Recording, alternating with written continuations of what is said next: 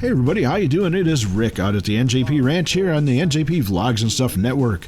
How you guys doing? As you can see, I've got a map of the live stream route up on the screen here. This is without a doubt the biggest, largest, most ambitious project I have ever embarked upon was Trainz, and I've been at Trainz since 2006. So let's zoom in on this thing and start to fly over here. We're going to fly from one end of this route to the other, and you can kind of watch our progress as the map scrolls by up above, and I'll kind of babble along as we go here. What I'm doing here is it's going to be a multi-part series, several videos involved with this because it's a huge thing. There's many, many hours of video that I'm compiling here. What I'm going to do is instead of making you guys go back and look through the live streams and try to find the Trainz segments, I'm going to put them all into a series of videos here and try to keep them in a kind of a cohesive series. So that'll keep happening, and it's going to grow as the route grows too. So it'll be a continuing series as we go along here. So the double track main line stretching along, and here we come into the booming metropolis of Riverbend. Hello. Larry King much, but this is where it all started right here, guys. Going to take this thing and take it all the way back to the humble beginnings, way back to the beginnings. Now, be aware that the audio is going to change from time to time because I am going to be using some of the live stream audio along with the voiceovers. So anyway, let's get on with this thing, shall we? 2016 live stream route. Did I spell that right? Yes, I did. I'm going to use imperial measurements. We'll make it real scale, and I think we're going to go to United States. That's the one I'm most familiar with. So here we go. We are now in Trainz, a new era. And starting off, this is what you see when you first start off. That is one square, and you can see you can zoom way, way, way far away with this. You know, almost to outer space.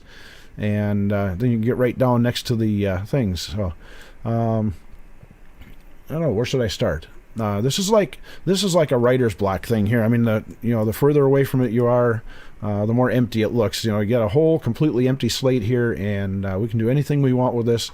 That's the edge of our world as we know it at the moment, but that can be expanded too. Before we get too far carried away here, I think I'm going to add on to this. Let's see. Yeah, let's add on. Put on thing here. Which direction are we facing? Of course, that would be to the north. I wanted to go the other way, but that didn't work out real well, did it? And as you can see, the world has expanded according to this. Now, I wanted to actually expand this a little bit to the west. All right. Now, we all know every railroad should start off with a switching yard, and this is at 0 elevation, so let's go ahead and put some tracks down. And I'm not going to make a real elaborate yard here, just like, 3 or 4 tracks probably. And then in the background over here, probably put like a city scene in. I'll raise up the terrain just a little bit. Might put a little water in here, a river, a lake or something. I don't know. It's up to you guys that are watching. Let me know what you want to see on here, and I'll see what I can do for you. All right, back it up a little bit. And I want to go just about to the center of this board. They call these a board. A board. Not board as in I'm bored. This is a board as in, like piece of wood board or something like that. Let's put that track in there like that. And there's a little tool over here, straighten it out to make sure it stays straight. This way when you add a piece of track on the end of it and you start moving it around like this, curving it, then it'll stay straight. If I don't use that, I'll turn that off.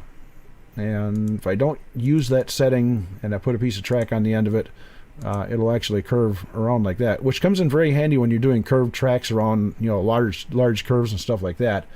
But that's not actually what we're looking for here. So let's straighten that back out, and there. That'll work. And now I go to the little voiceover here as I'm working my way through here, zigzagging my way around with the track and stuff. I was just kind of... I felt like it was time to do a little time lapse on this because sometimes laying track takes a long time, and you have to make decisions and plans change as you go along. I didn't draw any of this out, obviously. It's a live stream route, so basically building it live. So yeah, I decided to do away with all that and move the track up a little bit. Now we're going to move it out a little bit, but yeah, it looks like we're going to have to add on a little bit, so we put a couple more sections on, a couple more boards, and now we're finally working on the yard itself, getting things started off, straightening tracks, and trying to get it just right. There we go. Okay, now we get the main track going down through here, the bypass down through there, And in between those tracks is going to be the yard itself. Now you see that the branches are starting to come together, yard tracks, whatever you want to call them, getting in there. And yeah, I just had to stop and think for a minute there again. It happens. Whoops, didn't like that, so we had to redo that one again. It happens. All right, now it's starting to look a little bit more like a switching yard, and things are straightening out a little bit. Going to manipulate the tracks, get everything all kind of straightened up, lined up, and on we go here. There we go. I think we're ready to actually build the yard tracks themselves now. So now after a little bit more straightening out here, there we go. It's all right. Let's do this thing. Here we go. Stretching the yard tracks from one end to the other, and oops, a little indecision. They're trying to figure out what I want to do. Well, let's just bring some more tracks out. A little bit at a time. There we go. And as you can see, I'm time-lapsing this, and there was a few sections that I cut out because it got too long and tedious, actually. So that's a little bit ugly looking, but you know, it's working. And now we're going to down here just hook it back up to the main line just because we can. So, all right, connecting the other end of the yard is basically the same as the other end. Trying to make the tracks cooperate like the cooperators would. And it's like I said, laying down the track can be a little bit tedious, but once it's done, when you get it right, now that looks really bad, but yeah, let's bring it in here. There we go, straightening it out, and I'm pretty satisfied with that for the moment. There will be changes, as you'll see in the future, but for right now, this is what we've got on the yard track. And let's go back to the live stream audio. Gosh, I'm coming up on an hour already for live streaming. Let's go back to the topology tool, as it's called here, and show you something interesting. I want to raise this. Now this is in metric, so if I raise it up 2 meters, it's about 6 feet. So 2.00, and go to the use thing here, and it'll raise it up. And you can't hardly tell because it's just, but yeah, you get down at track level, you can actually see. Maybe that is only 2 feet. No, that's 2 meters. It's got to be. Get down next to the track here. Nope, I don't think that is 2 meters, is it? This is one thing I like about Trainz that didn't work in Trainz 2012, 2010, or any of the others. When you're zoomed out too far, you can't actually use the tool that you're using, that you're working with. And it was kind of a bummer, really, because you like to see a little larger picture of what it is you're working on sometimes, and you couldn't do that with the old one, and now you can. So even this far out on the other Trainz, you couldn't do that. So there's a definite plus involved here. Okay, now this will work in the opposite way too. If I want to make a like a little valley down through here, very easily done. Just put a negative sign in front of the thing there. Put -7. I better put 0.0, otherwise the game will get confused. But now you can see it actually punches a hole in the ground.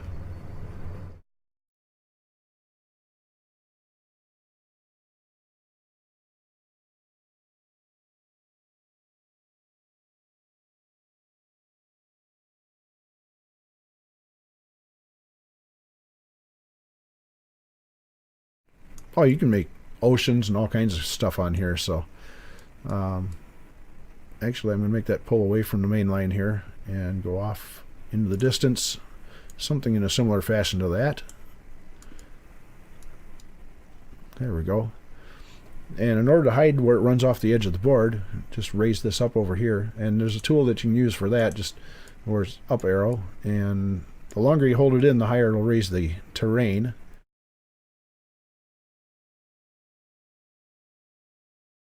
Now, I've got my basic idea in mind here. Now I can take the plateau tool and kind of flatten things out a little bit.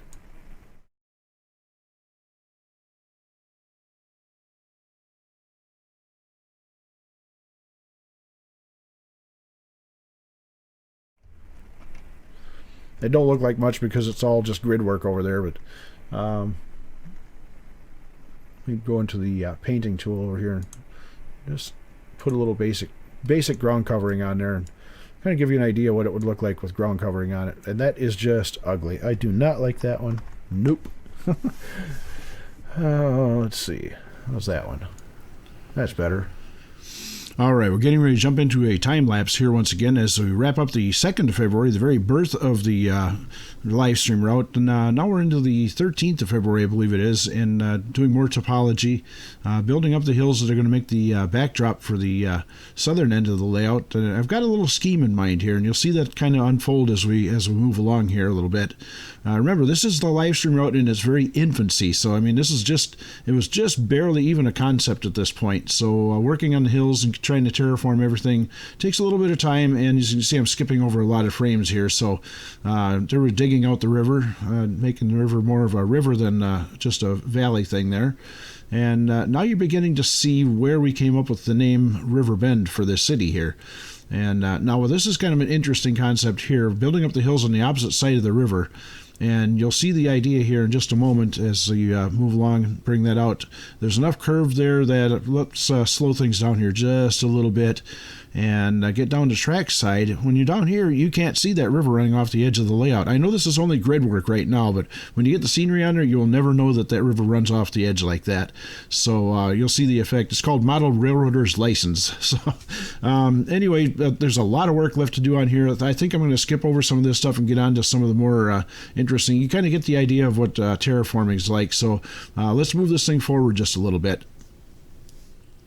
And here's kind of a finished concept idea of it. It's not finished completely, but kind of gives you an idea of what we've got done so far with this thing. And now it's time to put some scenic elements in there. And I think I'm going to go back to the live stream audio for this part. That is the one. This is kind of interesting what happens here. It's just a painting tool, but when I paint it on there, actually I need to make the scale a lot larger. There we go. Let's go max on that.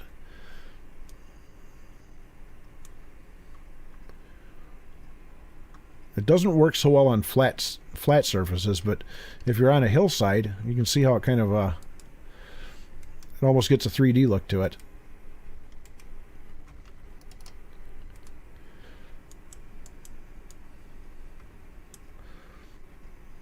Then you can rotate this too to have them facing in different directions and stuff and make them look different. I usually run, I think,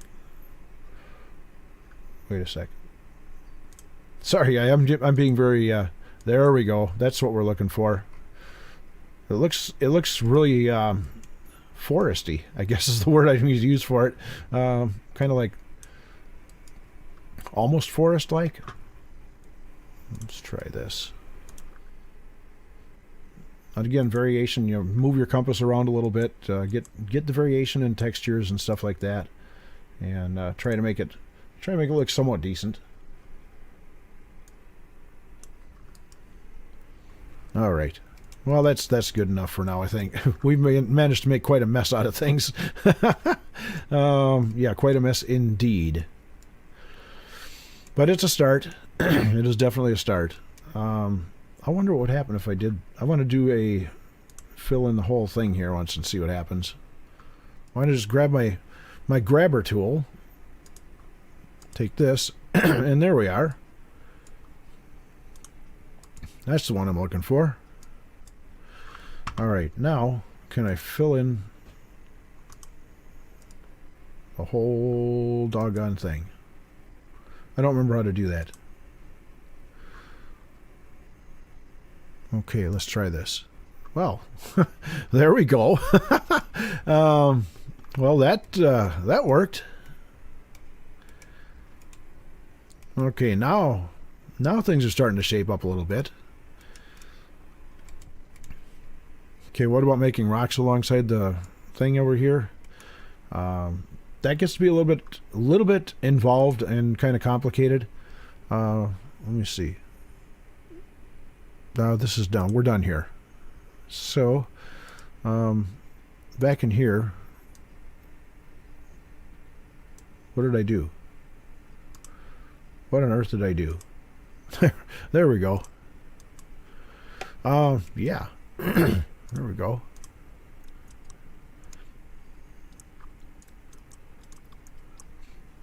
I'm not going to worry too much about getting real fancy right now, but, you know, a little manipulation here and there, it's not a bad thing. Let's see. Let's turn the scale up on that. I said let's turn the scale up on that. There we go. There, now you see it looks like little outcroppings and stuff.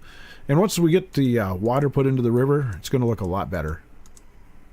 And break that up a little bit by putting a little bit of different orientations in there.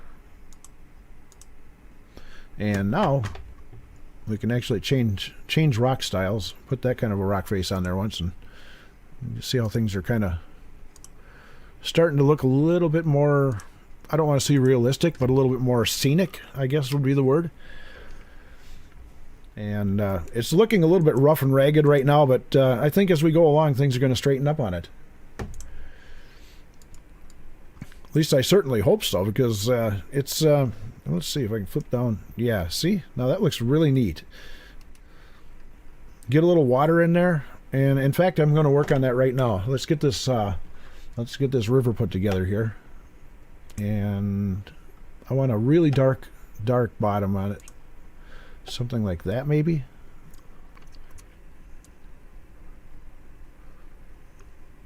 There we go. The idea here is not to... that looks too green, doesn't it? I don't know how that's going to look underwater. Anyway, what was I doing here? Okay. Oh, yeah, we're going to throw some water in there. Not literally throw, but... good to hear, Katie. For some reason, the game is not cooperating with me. It keeps putting me at minus 15 something, and that's not where my water level is supposed to be. It's supposed to be at minus 3.00. All right. I don't know if you can actually read that on the live stream, but that does say minus 3.00. No, we don't want to adjust water. We want to add water. Okay, add water. There it is. My goodness, how about that? Well, that sure took a lot of work to get there, and it is just a totally butt-ugly water thing there. It's just, that's not the color water that I wanted. So I'm going to have to go back to the, I think the environment controls is what I'm looking for. Edit environment. And let's go to the water. There it is. There's the watercolor. Pink river. Yeah, well, we're not going to do that. Green river. That looks a little scary. This is what I'm more looking for right here. I don't want it so bright, though. Yeah, purple water. Or pink water. Having fun with the controls here, yes, just playing around. Having a good time. And I think that looks a little bit better. A little bit of touch of green in there. No, not that much. Take all the red out. I should take all the red out, not put max red in.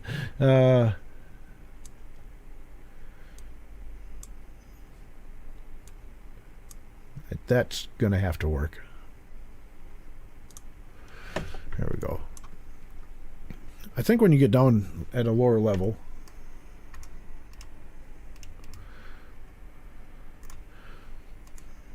that actually doesn't look bad.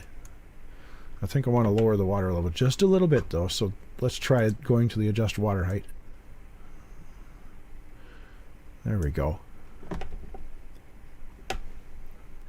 All right, I'm going to get back to painting the bottom of the river. Yes, that sounds really funny, painting the bottom of the river, but yeah, you have to do that. And otherwise, it looks kind of, I don't know, it looks kind of silly in my opinion.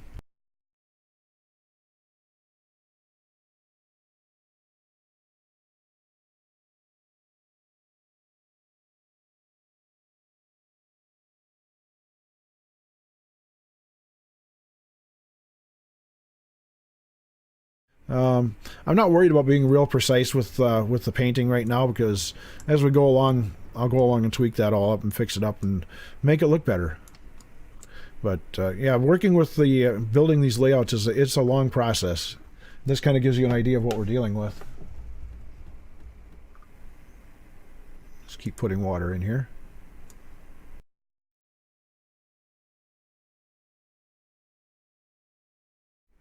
You see why I went to a larger brush on the water tool.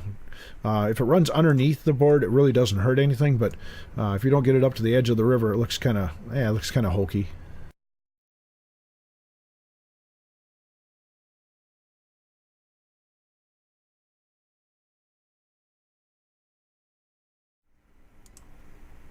All right, begin filling that in. All right, that looks a lot better. I think I'm just going to do a blanket fill over here too. There.